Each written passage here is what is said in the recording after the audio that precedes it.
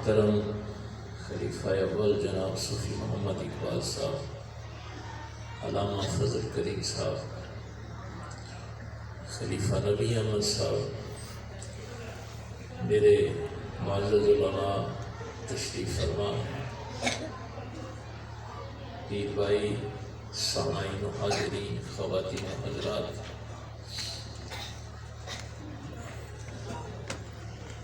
دیکھیے میں یہ بات بڑی دفعہ آپ سے دہراتا رہتا ہوں کہ مرشد کی ضرورت اس بندے کو ہے جس کو اپنی آخرت کی فکر ہے۔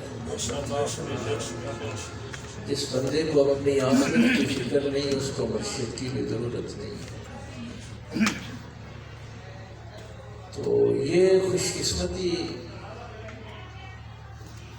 ظاہر ہے کہ جب کسی کو اچھی نسبت جو ہے وہ نصیب ہو جاتی ہے۔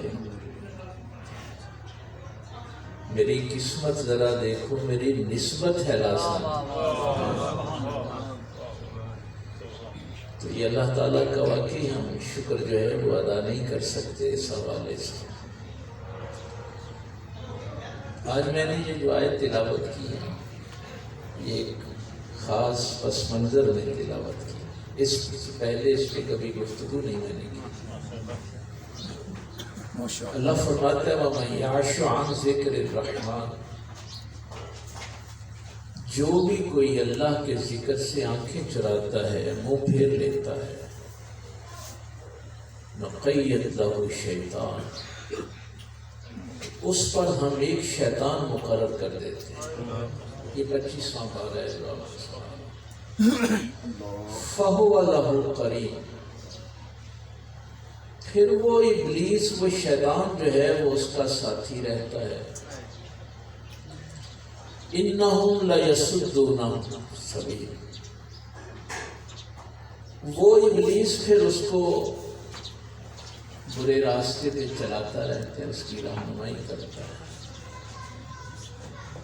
وَيَحْسَبُونَ أَنَّهُمْ مُهْتَدُونَ، اور وہ بندہ سمجھتا ہے کہ میں ہدایت کے راستے پہ چل رہا ہوں۔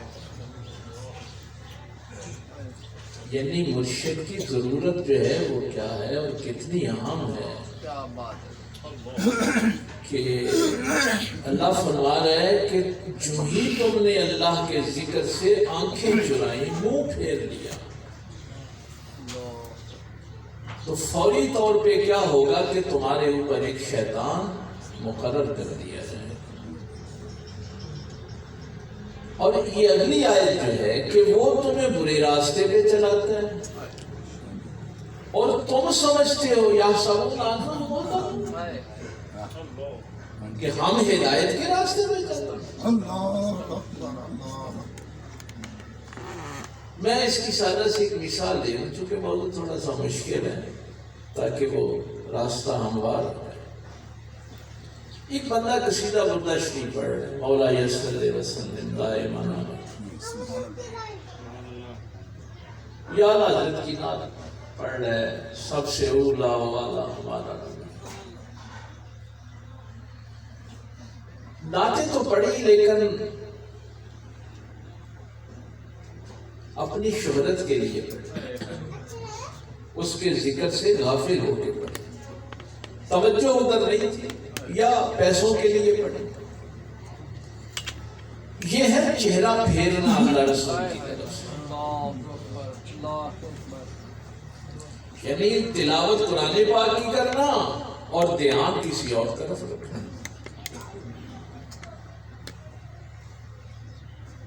اب شیطان مسلط ہو گیا، چونکہ پڑھ وہ نہ دے رہا ہے، اب وہ سمجھ رہا ہے کہ میں تو سیدھے راستے پہ چلا ہوں، کر وہ تلاوت رہا ہے، وہ سمجھ رہا ہے کہ میں سیدھے راستے پہ چلا ہوں۔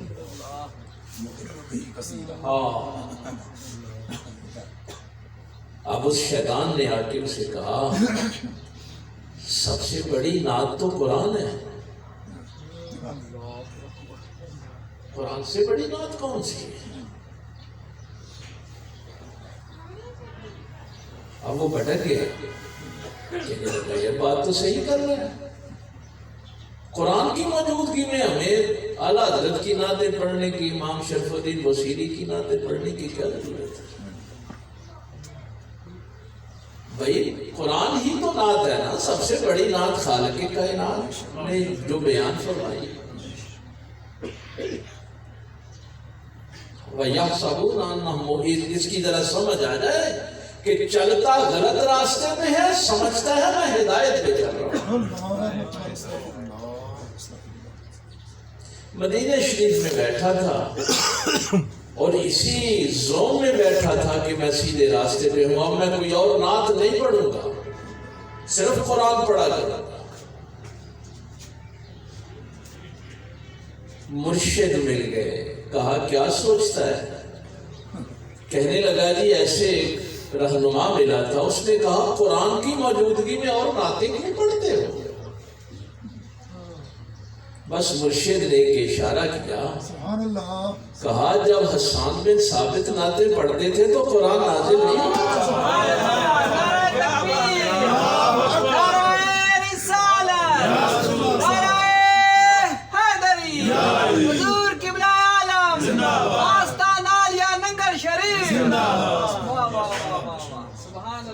جب منبر پیغمبر نے بچھایا تھا حسان بن ثابت کے لیے، کیا بات ہے، اور حسان بن ثابت نے منبر پہ بیٹھ کے پیغمبر کے سامنے نعت پڑھی تھی، اس وقت قرآن نہیں اترا تھا. سبحان اللہ، سبحان اللہ. حضور کی موجودگی میں، قرآن کی موجودگی میں جب صحابہ نعتیں پڑھتے تھے، تجھے کون شیطان ٹکر گیا؟ کیا بات ہے، کیا بات ہے، ماشاءاللہ ماشاءاللہ. اب دیکھیے یہ راستہ کتنا باریک ہے. میں جب کبھی 25ویں پارے کی تلاوت کرتا تھا بڑا حیران ہوتا تھا کہ میرا اللہ فرماتا ہے کہ شیطان اس کو غلط راستے پہ چلا رہا ہے اور وہ سمجھتا میں ہدایت پہ چل رہا ہوں. اور سزا کس بات کی ہے کہ تو نے اپنے رحمان سے چہرہ پھیر لیا، آنکھیں چرا لی. تو سمجھتا رہا کہ اللہ کے علاوہ یہ لوگ جو ہیں یہ میرے حامی و ناصر ہیں. یہ سزا ان کو ملتی ہے جو اپنے رحمان سے چہرہ پھیر لیتے ہیں، آنکھیں پھیر لیتے ہیں. ان پہ پھر ہم شیطان مقرر کر دیتے ہیں، وہ شیطان کے زیر اثر زندگی گزارتے ہیں. تو مرشد اصل میں ہوتا ہی وہ ہے جو آپ کا چہرہ اللہ کی طرف سے پھرنے نہ دے. اسی لیے پکڑا جاتا ہے. بس یہ قرآن کا ایک بنیادی نقطہ ہے کہ جو آپ کا چہرہ رحمان کی طرف سے نہ دے، کیا بات ہے. آپ کی توجہ ادھر ادھر نہ ہو. دیکھیے بات جو بھائی فضل کریم صاحب نے شروع کی تھی، آپ نے نماز پڑھی، روزہ رکھا، عبادت کی. ان الذین کذبوا بآیاتنا واستکبروا عنہا. اچھا اس طرف میں بعد میں آتا ہوں. سورہ بنی اسرائیل کی کبھی آپ تلاوت کریں تو بہت سے احکامات اکٹھے ہیں. وَلَا تَقْرَبُوا الزِّنَا إِنَّهُ كَانَ فَاحِشًا. زنا کے قریب نہ جاؤ، یہ فحاشی ہے. لا تقربوا مال الیتیم ولا تقتلوا النفس التي، کسی نفس کو ناحق قتل نہ کرو. یہ احکامات اکٹھے ہیں. یہ سورہ بنی اسرائیل کبھی آپ پڑھیں گے تو اس میں یہ امجد صاحب یاد بھی نہیں کرواتے، یہ بھی ایک بڑا لمبا موضوع ہے. ان سارے احکامات کا ذکر کر کے ایک چھوٹی سی آیت، کل ذالک کان سیئا عند ربک مکروہا. اللہ فرماتا ہے کہ یہ جتنی باتوں سے اللہ نے منع کیا ہے، زنا سے منع کیا ہے، یتیموں کے مال کھانے سے، ناحق قتل کرنے سے، اپنی اولاد کو کہا ہے قتل نہ کرو، غربت کے اور افلاس کے ڈر سے. تمہیں بھی اللہ رزق دیتا ہے، تمہاری اولاد کو بھی اللہ رزق دیتا ہے. آخر میں یہ جو جملہ فرمایا کل ذالک کان سیئا عند ربک مکروہا،